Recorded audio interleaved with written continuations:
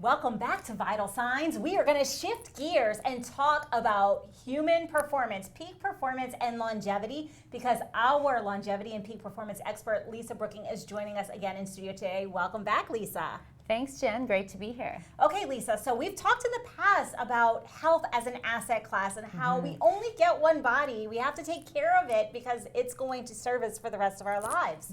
Talk to me about early detection. What is so important about early detection? Well, we know early detection saves lives. And so if we're so focused on the fountain of youth, well, the fountain of youth, you won't get that if you have an underlying disease condition or something that requires urgent attention. And so I understand it's hard for people to want to embrace, preventative screening, but it's so important, and it can be dealt with in such a minimal, evasive way oftentimes if it is catched early. And so we think about early detection, I mean, I'm just going to use it as a female. We think about it when we turn 45 or 50. We don't think about it before then. So when are you thinking is a good time for us to begin this process? That's a great question. Well, we're certainly seeing a prevalence of cancers at an earlier age. And so with that, we want to start thinking, we're in our 30s. We need to start thinking about early detection and what that looks like. And then we get a great baseline. We may not see something like breast cancer, but we may see maybe have family history, or we have a certain type of breast tissue that predisposes us to the likelihood of cancer. And so with that, you certainly want to have the early detection screenings embedded into your annual medicals. And if we want to advocate for ourselves, because this is really about advocating for ourselves, it is not the norm when we're younger for the doctor to say, oh, hey, we need to start doing some of this screening in these earlier years, maybe in our late 20s and early 30s. So how do we, as advocates of our own health, speak to our physicians and our practitioners so that we can get that earlier screening and that earlier detection?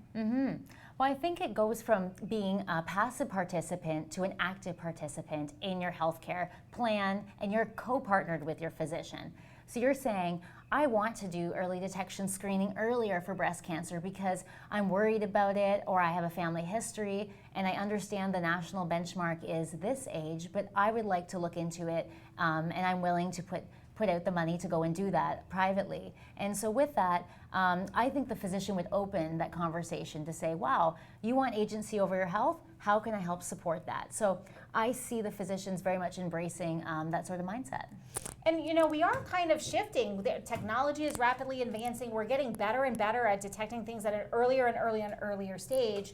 So as this happens and technology evolves and our ability to detect things earlier and earlier evolves, what do you see happening in the general space? Because a lot of times we wait until the insurance pays for something, but the reality is that a lot of times that's when it's too late. And now we're treating something that we've already gotten into a disease process for. So how do you see that evolving over time? Because you are leading edge in this space. How do you overcome those hurdles of the mindset of, well, nothing's wrong. If it's not broke, don't fix it?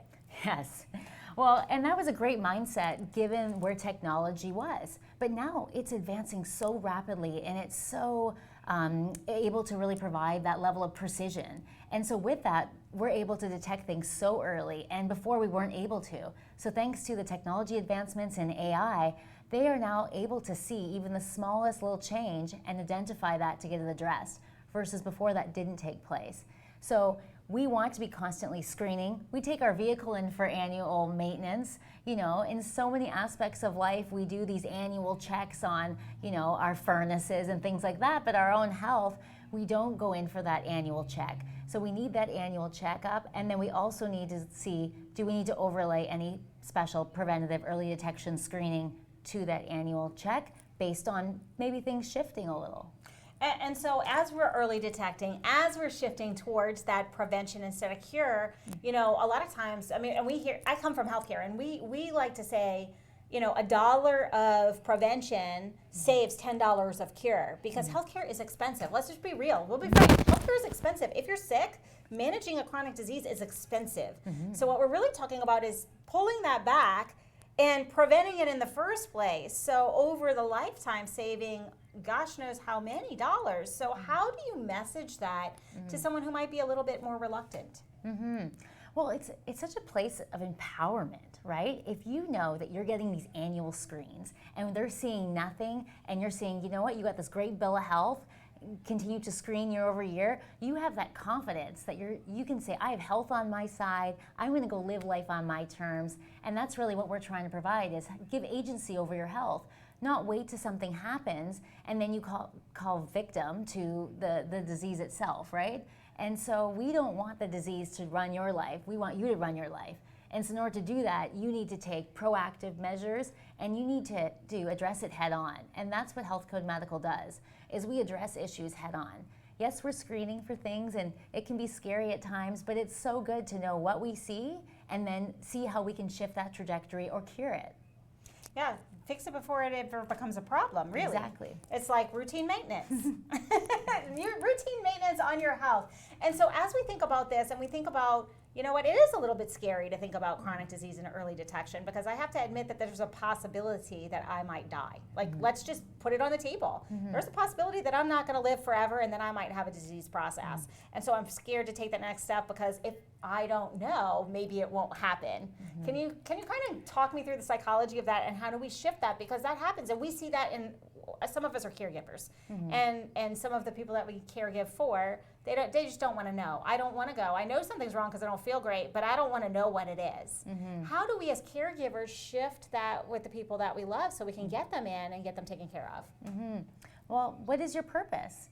Do you want to be around to see your kids graduate, or walk your child down the aisle as she's getting married? And so with that, what is your purpose? And so if you have a clear North Star, I want to be here, I want to live to 100 because I want to be alive till 100, but also be fully engaged and vibrant and active. Okay, well, in order to do that, you need to have early detection on your side. You need to have health on your side.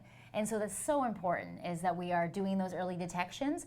And then again, there's so many more options out there. If we detect something early, there's more options and there's more time. When it's detected after those lumps and bumps are felt, you're a race against time. And we don't need to be in such a fear-based society. We can just take ownership of our health by surveillancing it more often.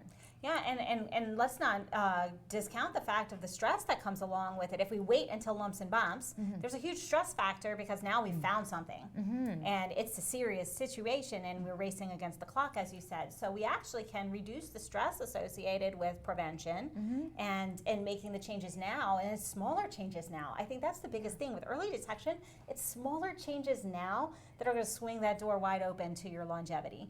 Exactly. Thank you so much for sharing your amazing brilliance with us and my viewers. And if people would like to learn more about early detection, or if they'd like to talk to you or Health Code Medical about some of these things, how can they get in touch with you?